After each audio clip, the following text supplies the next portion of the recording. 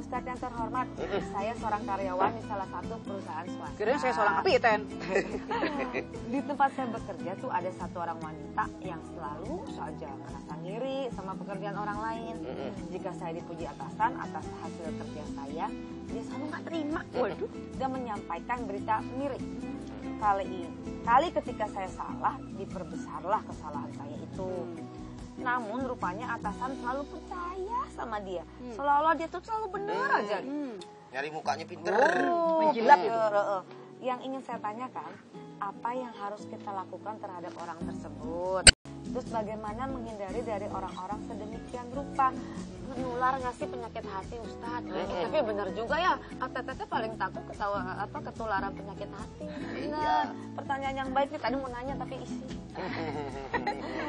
Gitu. Ya, gimana, Mohon Ustadz? penjelasan. Iya, jadi hal yang seperti ini sebetulnya bukan rahasia lagi, ya. Artinya sudah menjadi sebuah realita di tengah-tengah masyarakat kita, khususnya sekarang, baik di tempat kerja, baik di tempat dagang, usaha, di toko misalnya, dan di berbagai macam tempat di mana kita pasti ada yang namanya penghasut. Makanya dikatakan likulli zi ni'matin mahsudun. Di setiap nikmat yang ada dan diberikan oleh seorang hamba, pasti ada yang hasut. Masih ada aja ya orang-orangnya. Pasti ada yang hasut. Ya kan? Artinya apa? Kita mesti siap-siap sebagai seorang mukmin untuk menyikapi daripada Penghasut si itu. penghasut tadi. Bagaimana cara menyikapinya gitu kan? Tadi di awal kita telah sampaikan itu bagaimana orang-orang soleh menyikapi itu. Cuman yang jadi pertanyaannya, mampu nggak kita? Ya kan? Makanya kita harus belajar. Kita deketi dia, adain yang namanya silaturahmi. Sehingga pada akhirnya orang yang menghasuti kita itu menjadi apa? Malu sendiri. Ini orang udah saya hasutin, saya jelek-jelekin. Lawang kok dia malah baik sama kayak saya. Gimana? Toh kan begitu. Kalau nggak berasa juga. Iya, ya nggak berasa udah biarin aja. Ntar Allah kirimin gitu kan. Jadi kan lah kita tetap berbuat baik Atau aja mungkin sama kita- orang mungkin lain. karena prinsipnya kita sebagai umat Islam, sebagai orang yang beriman, ketika kita berbuat baik itu bukan take and give, tapi take and take. Memberi dan memberi. Iya. Artinya bukan ketika dikasih kebaikan baru kita baik gitu kan. Tapi kalau misalkan kita nggak diberikan kebaikan, malah enggak. Sedangkan fitrah manusia seperti itu tuh. Kalau dibaikin baru dia baik. Tapi kalau diberikan kejahatan belum tentu. Tapi apakah ada manusia yang berbuat sedemikian rupa? Ada. Siapa? Nabi kita Muhammad sallallahu alaihi wasallam beserta orang-orang yang saleh minal ulama'is salihin wal 'amilin. Subhanallah. Maka itu yang mesti kita praktekkan kepada dia. Menghindar, so pasti. Bukan berarti kita memutuskan silaturahmi kepada orang yang buruk kepada kita, tapi kita jaga jarak, gitu ya, kan. menghindar ya. Say hello aja lah. Dan Asal tahu jangan dia I sampai know lah. kemudian kita memutuskan silaturahim. Di depan dia kita senyum walaupun dalam hati kita dongkol banget sama ini orang begitu. Kesel. Tapi jangan sekali-kali kita membalas daripada perilaku dia kalau bisa, khususnya buat saya pribadi kalaupun saya digituin, gitu ya. Jadi memang hal yang seperti ini sangat sulit. Bahkan yang menarik, Rasulullah Shallallahu Alaihi Wasallam pernah didatangi sama iblis.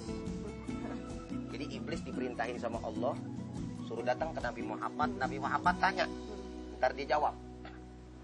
Akhirnya ditanya sama Nabi Muhammad, kamu punya senjata apa salah satunya untuk menggoda anak cucu Adam biar jauh sama Allah dan rusak amal perbuatan? Ada ya Rasul. Apa itu namanya? Hasud. Itu senjata daripada iblis. Oh iya. Terus siapa pembelinya? Dagangannya nih maksudnya. Dijual kemana nih Iya, dagangnya? dagangannya. Dagangannya apa? Hasud. Terus siapa pembelinya yang paling rame? Ulama. Waduh. Menarik ya. Jadi artinya sifat hasud itu yang banyak dibeli kata iblis adalah oleh ulama. Karena ulama kadang-kadang tidak terkecuali saya. Kadang-kadang ya, makanya mesti dijaga-jaga. Ngelihat ada teman ustadz sedikit dapat nikmat, panggilannya banyak. Bogono lu panggil. ilmu juga kagak. Padahal mah orang bego dia mah, dandanannya doang. Lu besok jangan panggil dia lagi, udah aja. Ono kek yang ono atau saya gitu. Lah ketahuan kok. Begitu lanjut dan selanjutnya ada seperti itu. Bukan bener emang bener ini mah gitu kan. Soalnya kadang-kadang kita nih jangan ulama lah. Maksudnya kadang aku nih aku maksudnya kalau misalnya kita merasa kita tahu sesuatu dibanding orang lain nih gitu ya. Kan itu udah timbul rasa bangga. Iya, makanya buru-buru. Artinya itu sifat fitrah sebetulnya. Fitrah ya. Maka oleh karena itu bagaimana kita melatih diri ini semaksimal mungkin dan banyak beristighfar ketika setan ingin menggoda kita untuk tidak senang kepada nikmat yang diberikan oleh Allah Subhanahu wa taala kepada orang lain. Ada orang lain lebih maju daripada kita, padahal kita yang udah lama pesantren pengen jadi dikenal orang misalkan gitu kan. Malah dia duluan.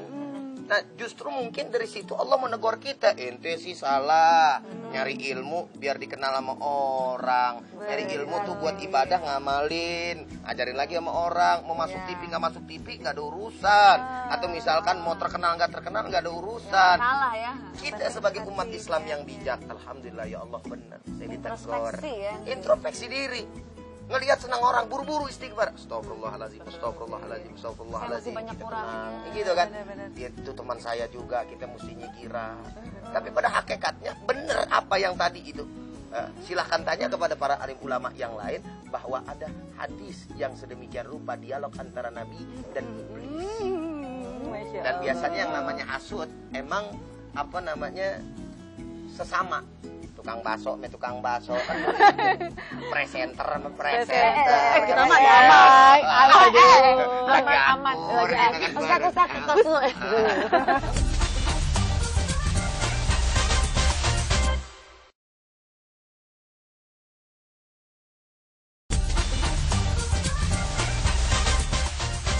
Ujay, tadi kan Ujay di depan tuh ada sedikit menyinggung tentang penyakit hati ya, penyakit hati. Ini kan salah satu penyakit hati ya. Penyakit hati tuh kebanyakan tuh diri kita sendiri tuh kita gak menyadari, tapi orang lain yang melihat dulu gitu. Betul. Tolong dijelasin lagi dong, emang kayak gimana sih gitu. Ya artinya ketika seseorang mempunyai sikap yang ada dalam dirinya penyakit hati tersebut kan bisa terlihat. Seperti yang tadi kita sampaikan di awal, raut mukanya gimana, gitu kan, sikapnya gimana, mimiknya kan ketahuan. Nah dari situ makanya Allah sampaikan, apakah Allah Subhanahu Wa Taala mereka mengira orang yang iri dengki tadi dalam surat Muhammad itu ayat 29, mereka tidak ditampakkan kedengkian mereka, tetap ketahuan. Ya. Tapi orangnya sendiri nggak sadar ya. Dia sadar ataupun tidak sadar, artinya ada yang sadar bahwa dirinya sudah ketahuan bahwa dia itu iri, tapi nggak tahu diri gitu loh. Tetap aja dia melakukan sedemikian rupa. Ada lagi yang ketika dia tahu dia diketahuan atau dia diingatkan, akhirnya dia bertobat kepada Allah Subhanahu Wa Taala. Mudah-mudahan kita bagian daripada itu, karena kita tidak terlepas daripada dosa dan noda, termasuk persoalan iri dan dengki. Artinya kelihatan, nampak bagaimana sifatnya, sikapnya, ya. Apalagi nanti, mohon maaf lahir batin, nggak sedikit juga Allah Subhanahu Wa Taala tunjukkan ketika dia meninggal dunia, misalnya dalam keadaan su'ul khatimah, gimana bentuk daripada yang namanya tubuhnya, wajahnya, atau kejadian-kejadian apa, ya. Kenapa? Akhirnya akan menjadi buah bibir juga di tengah-tengah orang, walaupun sebenarnya nggak boleh juga untuk diomongin seperti itu, gitu kan. Tapi buat contoh agar kita tidak seperti itu. Iya, gitu kan. Artinya nanti di tengah-tengah orang dikatakan, pantes tuh dia begitu, astagfirullahaladzim. Udah meninggal masih tahu nggak? ngomong. Iya gitu kan. Si Fulan tahu nggak tuh? Itu kenapa si Fulan kemarin mati? Iya emang tahu mati. Kenapa matinya gitu kan? Mungkinnya penyok begitu kan. Terus misalkan lah kagak ada apa-apa padahal yang ngangkat banyak tapi berat dan seterusnya. Jangan sampai kita jadi contoh yang jelek ya buat orang-orang yang baik. Tapi caranya gitu kan, misalkan kita tahu bahwa teman kita berlaku iri atau dengki, kita tuh nasehatinnya gimana biar nggak tersinggung, biar kita mengingatkannya Nah gimana. ini bicara tentang teknis. Nasihat menasehati sudah merupakan sebuah bagian kewajiban dari umat Islam, ya, bahwa yang namanya umat Islam itu watawasau bil haqqi watawasau bis sabr, ya. Ada beberapa hal, pinter-pinter kita lah intinya para pemirsa. Ketika kita tahu teman kita ini punya karakter seperti ini, Kalau misalkan saya Kasih tahu. tegur secara langsung, marahnya kayak apa tahu. Besok Digol, dia ngambek gitu kan. Bunuh. Ngambek sama saya, nggak mau ke rumah atau gimana. Bahkan bisa sampai memutuskan tali silaturahim. Ya sudahlah, berarti dengan hal. Sebaik-baiknya nasihat adalah bil hal. Seperti itu tadi, misalkan kalau andai kata dia lagi ngomongin orang gitu kan, langsung kita arahkan yang lain. tanpa menegur dia gitu kan. Oh ya, itu kabarnya si Anu gimana ya, lupa itu dia lagi ngomongin orang nih, kita alihkan gitu kan. Jadi dari sikap lalu, ya. Lalu kemudian dengan cara, sebentar ya saya mau ke ini, atau sebentar saya mau telepon. Pokoknya bikin alasan kayak bagaimana yang bisa membuat dia berasa bahwa kita itu tidak mau diajak untuk bergibah, dan tidak mau diajak hasud, dan tidak mau untuk diajak dalam bagian dosa yang dia lakukan. Dan insya Allah sebetulnya orang-orang yang seperti itu paham nantinya. Kalau kagak paham juga, waduh, berapa. Ini penting banget loh, ini kan satu ilmu ya. Karena kenapa? Karena kebanyakan dari kita tuh yang nggak ngerti nih, yang nggak mengerti kalau ternyata mendengar orang menggibah aja kan itu sesuatu yang jadi dosa ke kitanya. Kalau misalnya Kenapa? Karena kita bagian dari dia. Karena bagian dari dia kan. Perbuatan maksiat ya. Kata Nabi, man a'ana ala maksiatin walau bisyitri kalimatin faqad kana lahu syarikan fiha. Siapa orang yang saling tolong-menolong dalam perbuatan maksiat walaupun cuma nunjuk aja gitu kan, maka dia termasuk dalam bagian. Saya mah kagak mau. Masya Allah. Masya Allah. Istighfar, Astagfirullah. Misalkan ada orang yang mau beli narkoba, gitu kan. Cuma nunjukin tempatnya aja gitu. Yang jual narkoba mana? Nah, situ tuh. Ya kan, ketika kena dia dalam perbuatan maksiat gitu kan. Walau bisyitri kalimatin. Walau hanya dengan syarat. Misalkan nggak pakai nunjuk deh. Itu kan kalimat yang sedikit, tapi bagian daripada itu. Apalagi nimbrung barang-barang ngedengerin, apalagi ngegongin, bahasanya ngegongin tau gak? Sebulan no bogonon, gue si najis, emang. Jadi kompor lagi ya. Kompor gitu ya.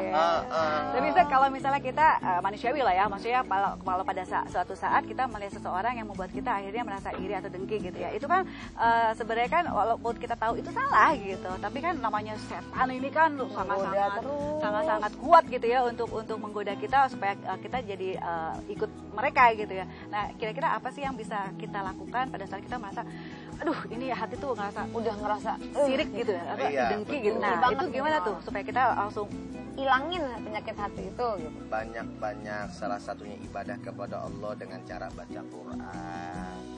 Biar hati kita jadi tentrem, adem gitu kan. Kita mempunyai sikap seperti itu kemungkinan pada saat kita sedang jauh dari Allah Subhanahu wa taala. Ya, maka dengan kita banyak baca Al-Qur'an, apalagi baca ayat-ayat ya, terus tentang bagaimana bahaya dengki, iri tersebut, sehingga kita sadari, ya Allah, udah toh kita kan yakin kalau kita iri sama orang gitu kan, yakinkan diri kita saja lah. Berani itu mengakui rezeki buat kesalahan. dia. Artinya gitu, itu rezeki buat dia. Yang namanya rezeki nggak ketukar kok. Sehebat apapun kita berusaha, kalau Allah Subhanahu wa taala nggak mau, ya nggak bisa. Bukan berarti nggak boleh usaha. Artinya bahwa hakikat daripada rezeki itu dari Allah. Nah sekarang dia usahanya cuma sebentar, tahu-tahu diberikan oleh Allah. Ya emang Allah yang mau. Rezekinya dia, Kan rezekinya gitu ya. Dari nungging kek gitu kan, gimana kek bahasanya gitu ya. Ataukah misalkan dari ujung kaki sampai ujung pala kita berusaha bagaimana untuk menghilangkan nikmat seseorang dari dirinya, gak bakal bisa kalau Allah Subhanahu wa taala yang punya mau. Semua kehendak Allah. Artinya kita yakinkan sehingga kita mempunyai rep. Iya kalau udah begitu percuma lah, udahlah biarin aja. Toh malah kita justru kita bergauli dia dengan baik. Gimana sih caranya biar bisa begitu? Motivasi ya. Justru malah mungkin nantinya akan diberikan oleh dia nikmat tersebut, kecipretan misalkan sedikit silaturahim ya kan, dapat job. Coba kalau dengki ya kan. Jadi tahu jadi maksudnya dijadikan apa yang kita iri ini dengki itu jadi inspirasi kita aja lah gitu. Udah gue jadi inspirasi aja gitu. Kita ke rumah Bon-Bon ntar yuk.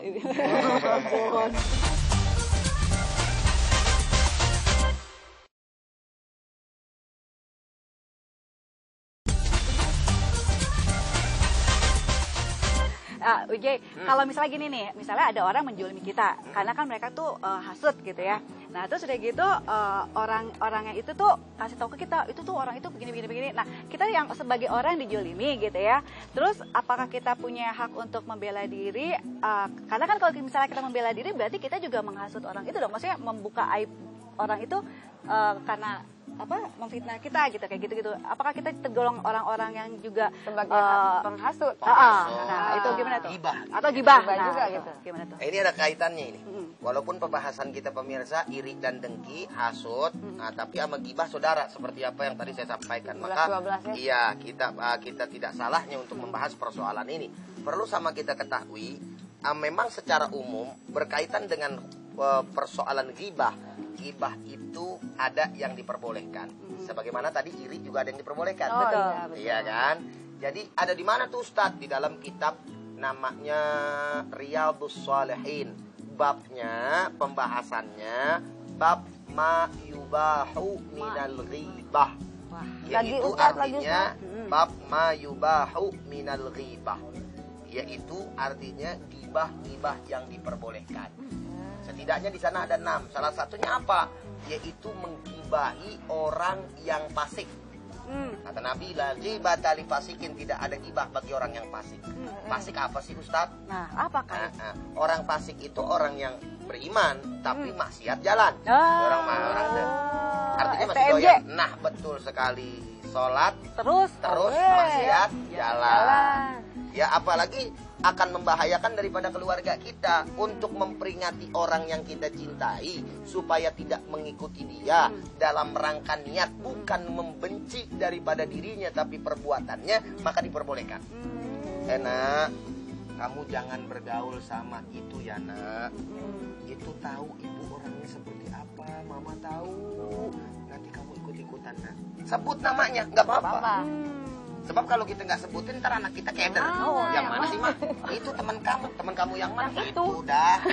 Yang itu gimana? Ibu mah nggak mau ngomongin. Itu nggak jelas anaknya. Malah jadinya fitnah ya. Bener kan? Apa yang ngomongin akhirnya? Dia nyangka suudzon kesini ke sana. Jadi gambarkan saja tidak apa-apa. Sebagaimana Allah Subhanahu Wa Taala menggambarkan, menceritakan sama kita Fir'aun, menggambarkan sama kita Korun, menggambarkan kepada kita siapa lagi? Abu Lahab. Kita tahunya dari mana? Dari Al-Quran. Allah yang mengatakan. Apa kemudian kita katakan bahwa Allah menggibah yang tidak boleh? Na'udzubillah min dzalik. Dari prasangka yang sedemikian rupa. Allah yang memberikan kita contoh-contoh dan pelajaran-pelajaran yang baik untuk keselamatan kita. Maka gibah dalam hal yang seperti itu salah satunya tadi diperbolehkan selama garis bawahi. Tujuannya untuk kebaikan tanpa membenci daripada diri seseorang tersebut, tapi perbuatannya. Kalau masuknya sama dirinya lagi, bisa jadi dosa lagi. Subhanallah. Jadi ada juga ya iri yang diperbolehkan, gibah yang diperbolehkan. Yang penting semuanya untuk kebaikan. Betul. Itu tidak boleh ada rasa dendam. Seseorang berbuat kejahatan di pengadilan kan diceritain. Benar. Itu boleh dalam rangka mengungkap sebuah kebenaran. Tahu tuh siapa yang jadi pengacara? Ada yang jadi pengacara. Ada, kalau di mana itu. Salah satunya di sini deh nggak apa-apa. Pengacara. Baik, pemirsa ini pasti ada sedikit lagi nih ya waktu kita di Cafe Tausiah. Tapi ini ada kesempatan Ujay untuk kasih kesimpulan kita semua. Ini temanya ini tentang sifat iri hati dan dengki. Silakan Ujay. Para pemirsa sekalian yang sama dirahmati oleh Allah Subhanahu Wa Taala, khususnya para pemirsa Cafe Tausiah, yang mudah-mudahan acara ini bermanfaat buat kita semua. Kesimpulannya buat kita bahwa iri dan dengki merupakan kelompok dan golongan dari penyakit-penyakit hati. Oleh karenanya, bagaimana cara kita untuk semaksimal mungkin menghindari daripada penyakit-penyakit tersebut? Karena di dalam penyakit tadi begitu banyak bahaya mudarat yang akan didapati oleh mereka sang penghasut. Sekali lagi, dari pembahasan ini semua mudah-mudahan menjadi hal yang bermanfaat buat kita semua, sehingga kita terhindar dari sifat hasut, iri, dan dengki tersebut. Tentunya dengan izin dan bantuan Allah Subhanahu Wa Taala. La haula wala quwata illa billahil aliyil azim. Terima kasih. Subhanallah, makasih banyak. Sama-sama. Aduh. bermanfaat. Amin. Sangat-sangat bermanfaat ya. Mudah-mudahan nih dengan pembahasan ini kita bisa lebih membersihkan hati kita ya. Hati kita yang berkarat, yang selama ini berkarat. Aduh, dibersihin sama Allah, diampuni segala kesalahan kita, kehilapan kita. Karena kan manusiawi, kita seringkali salah. Dan seringkali lupa kalau ternyata apa yang kita lakukan atau kita pikirkan itu tuh jelek gitu ya di mata Allah. Mudah-mudahan Allah selalu memberikan pikiran-pikiran yang positif yang bisa kita ungkapkan kepada semua orang ya, supaya kita selalu husnuzon kepada siapapun juga. Amin. Terima kasih ya pemirsa ya. Juga aduh Teteh dan Ujay, terima kasih atas pembahasannya. Sama-sama teteh-tetehku sekalian. Dan juga amin. Dan juga Warung Gumati yang ada di Jalan Raya Puncak Gadok ini, makasih banget karena telah memberikan fasilitas ya ini ya untuk kita sharing sama-sama ya, untuk sama-sama belajar tentang agama Islam ya, agama Islam. Terus ini kita juga nih. Terima kasih kepada Rumah Model Humaira, terima yang membuat kasih. kita cantik jelita. Amin, Pakai amin. jelita sih. Oke, terima kasih dan sekali lagi kita akan bertemu insya Allah besok tentunya di acara yang sama yaitu Cafe Talk. Ya, bersama saya Nisa Nadira Dan saya Natasha dan Ujay kita. Ya. Dan juga kru yang bertugas hari ini mengucapkan terima kasih banyak atas kebersamaan pemirsa. Tetap semangat dalam menjalankan ibadah mencapai ridho dan cita Allah Subhanahu wa taala. Amin. Salam hangat untuk seluruh keluarga. Assalamualaikum warahmatullahi wabarakatuh. Waalaikumsalam warahmatullahi wabarakatuh. Assalamualaikum ya akhi ya ukhti. Assalamualaikum ya akhi ya ukhti.